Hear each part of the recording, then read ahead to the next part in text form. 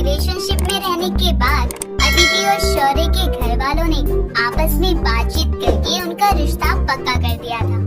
शादी अगले महीने थी।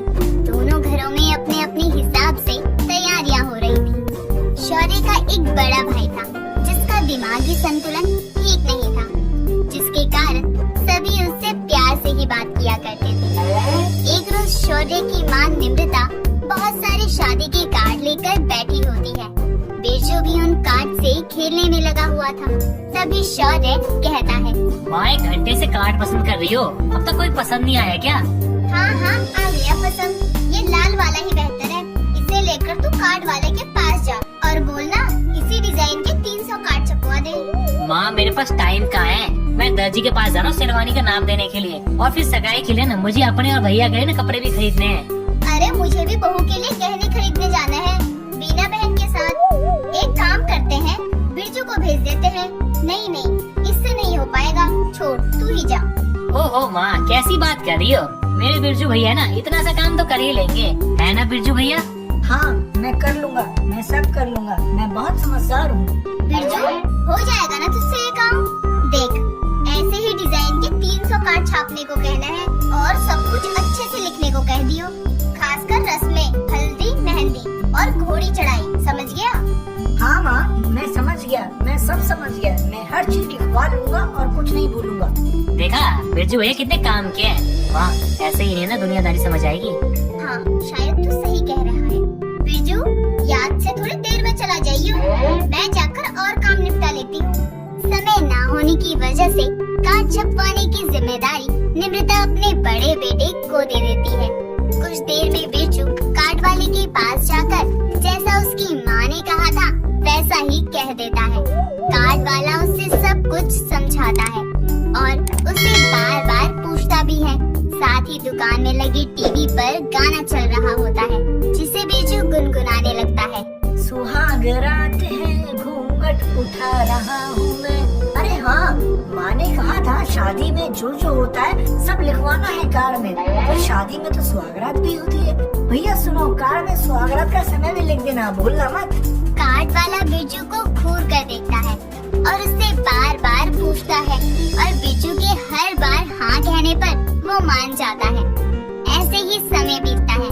वहाँ अदिति के घर में भी साज सजावट का काम शुरू हो जाता है। एक रोज अदिति अपनी होने वाली सास को कॉल करके कहती है, सासू माँ वो मम्मी कह रही थी कि आपने अपने रिश्तेदारों को कार्ड बांट दिया या नहीं? अभी कहाँ बेटा, वो कार्ड छपने गया है, आज ही बिरजू लेकर आएगा, तो फटाफट से नाम लिखकर सभी आस पड़ोस रिश्तेदारों को दे दूंगी। ठीक है सासू माँ, फिर मैं मम्मी को भी कार्ड बांटने के लिए कह देती हूँ। हाँ हाँ बिल्कुल, एक तो काम खत्म हो, ले तू शौर्य से बात कर। इतना कहकर वो शौर्य को फोन पकड़ा देती है। शाम को जब बिरजू छपे हुए कार्ड लेकर घर आता है तो सबसे पहले खुद ही उसे देखता है। कार्ड में सभी चीजों के साथ साथ सुहाग रात का समय भी छपकर आया होता है। सभी के नाम लिखने से पहले शौर्य कार्ड खोलकर देख ही रहा होता है कि हाथों में फलों का टोकरा लिए निमृता आकर कहती है, अरे दूल्हे राजा अभी क्या एक एक कार्ड खोलकर देखेगा? इतना समय नहीं है, जल्दी सबके नाम लिख। और हाँ ये काम करने के बाद अपने दोस्त के साथ एक बार बैंड बाजे वाले के पास हो आइयो। समय नहीं है बेटा, जल्दी कर। हाँ माँ कर ही रहा हूँ। शौर्य सारे कार्ड्स पर नाम लिख देता है और अगले दिन निमृता शादी के कार्ड्स मोहल्ले वालों और अपने रिश्तेदारों में बांट देती है।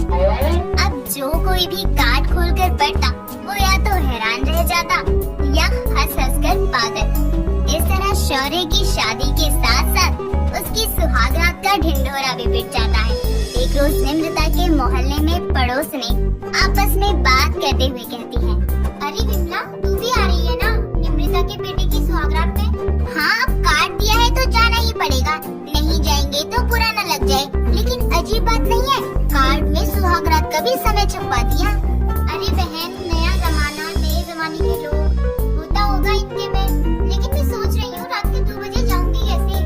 बिट्टू के पापा रोक न दे। दोनों बातें कर ही रही होती हैं कि तभी वहाँ से निमृता को गुजरता देखकर दोनों चुप हो जाती हैं। तो निमृता मुस्कुराती हुई उनसे कहती है, अरे कमला विमला बारात निकलने से पहले तैयार रहना। अरे बारात में तो हमारी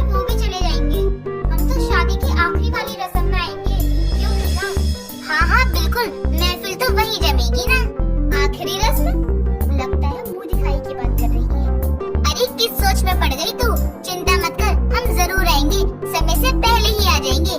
जा जा, तुझे बहुत काम होंगे। सारी बातों से अनजान निमृता वहाँ से चली जाती है तो दोनों पड़ोसनी खूब हंसती हैं। समय बीतता है। शादी में कुछ ही दिन बाकी रह गए थे। एक रोज शौर्य और अदिति फोन पर बात करते हुए कहते हैं, हाँ तो कुछ दिन का और इंतजार, फिर तो तुम्हें डोली में उठा के ले जाऊंगा। ओहो, वैसे तुमने शादी का कार्ड देखा? मैंने पसंद किया था। सभी रिश्तेदार कार्ड देखकर ही तारीफ कर रहे हैं। ओहो, तुम्हारे घर आ गया कार्ड? क्या यार, हमने जो कार्ड छपाया था ना, मैं तो देख ही नहीं पाया। अच्छा, तुम्हें तो भिजवाया है ना, एक बार तुम ही देख कर बताओ कैसा है। पता है, बिरजू भैया ने जिम्मेदारी ली थी कार्ड की। बाहर से देखा था मैंने, बहुत सुंदर और झकास है। झक्कास? तो ऐसे कह रहे हो जैसे पता नहीं क्या छपा दिया हो उसमें। अच्छा, यही कमरे में रखा है, मैं पढ़कर बताती हूँ। इतना कहकर अदिति कमरे में पड़ी शगुन की थाली में से कार्ड उठाती है और उसे पढ़ने के लिए खोल ही रही होती है कि तभी उसकी माँ की आवाज लगाने पर उसे फोन कट करके जाना पड़ता है। दिन बीतते हैं और आखिरकार शादी का शुभ दिन आ जाता है। बारात निकलने को तैयार होती है, तभी निमृता को उसके एक रिश्तेदार का फोन आता है। हाँ जीजी, बारात निकल रही है, तुम कब आओगी? क्या कहा? शादी मैं देख लूं? शादी के बाद तुम देखोगी? मतलब? ठीक है, फोन रखो। समझ नहीं आ रहा कि सबको शादी के बाद क्या देखना है। खैर, अरे बजाओ बजाओ। कुछ देर में बारात अदिति के घर पहुंच जाती है। फिर मंडप में विधियां भी चालू हो जाती हैं। तब तक अदिति अपने कमरे में शादी के जोड़े में तैयार सामने रखी कार्ड को पढ़ते हुए कहती है, कार्ड का डिजाइन तो सच में बहुत अच्छा है। क्या क्या लिखा है? सगाई हल्दी 5 बजे, मेहंदी और संगीत 7 बजे। और ये क्या है? सुहागरात रात 2 बजे। क्या छापा हुआ है ये शादी के कार्ड में सुहागरात का ढिंढोरा क्यों पीट रखा है? तभी उसकी माँ उसे मंडप में ले जाने के लिए आती है। सारे रीति रिवाजों के साथ शादी संपन्न हो जाती है और पूरी शादी में अदिति शौर्य को घूरती रहती है। कुछ देर में विदाई भी हो जाती है। गृह प्रवेश होते होते रात के 1 बज जाते हैं। अदिति शौर्य से कोई बात नहीं कर पाती। फिर निमृता दोनों को खाना खिलाकर कमरे में भेज देती है। अदिति दरवाजा बंद कर गुस्से में कुछ बोलने ही जा रही होती है कि तभी मेन डोर की डोरबेल बजती है। दोनों हॉल में आते हैं। निमृता और बिरजू भी हॉल में आते हैं। वहीं दरवाजे के बाहर सारे मोहल्ले की औरतें इकट्ठा होकर कहती हैं, अरे दरवाजा भी खोलो। अजीब लोग हैं, खुद ही कार्यक्रम का ढिंढोरा पीटा और अभी दरवाजा नहीं खोलते। तभी निमृता दरवाजा खोलती है तो सारी पड़ोसनें अंदर आ जाती हैं। तभी पड़ोसन रमैया कहती है, लो भाई, हम समय से पहले ही आ गए। देखो, दूल्हा दुल्हन भी यही है। चलो चलो, सभी आराम से अपनी जगह पे बैठ जाओ। अरे अब कौन सी रस्म के लिए तुम यहाँ इकट्ठा हो गई हो? बताओ, शादी के कार्ड में सुहागरात का ढिंढोरा पीटा हुआ है और अभी हमसे पूछ रही है। हाँ शौर्य, ये शादी के कार्ड में क्या छपवा दिया? कम से कम एक बार कार्ड तो देख लो। तभी दोनों माँ बेटी कार्ड पढ़ते हैं और हैरानी से बिरजू की ओर देखते हैं। अब पता चला लोगों को शादी से ज्यादा शादी के बाद की क्यों जल्दी थी। सुहागरात का ढिंढोरा पूरे मोहल्ले में पिट गया और जिसकी सुहागरात है उसे खबर ही नहीं। अरे बहनों, ये सब पगले बिरजू का किया कराया है। इसने गलती से कार्ड में सुहागरात का समय छपवा दिया। तुम लोग जाओ। सभी औरतें हंसते हुए वहाँ से चली जाती हैं और सभी पगले बिरजू को घूरते रह जाते हैं।